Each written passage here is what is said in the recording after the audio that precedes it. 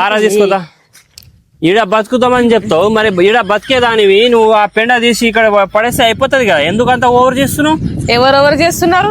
ఏ పనైనా నేను చేస్తా అన్నప్పుడు చేయాలి నందు. ఇట్లా ఇగో ఒక పని ఇచ్చినప్పుడు ఆ పని చేయాలి. ఆ పెండ తీయని చెప్పిన. పెండ తీయ ఒక్కసారి తీయం కాదు, తీయను. ఇద్దరం కలిసి తీద్దాం. ఎందుకు ఏమైనా ఆస్కారా పడ్డా అది? అమ్మా ఎస్ దేనికి వచ్చినా బావా ఇడికి గిసోన్ బట్టలు లాస్ట్ కి పెండ ఎత్తాల్సిన పరిస్థితి వచ్చింది. దేవుడా ఇలాంటి బతుకు రావద్దురా నాయనా. స్వచ్ఛమైన పాలకోవా తీయని చూడు ఎంత మంచి వాసన వస్తుంది.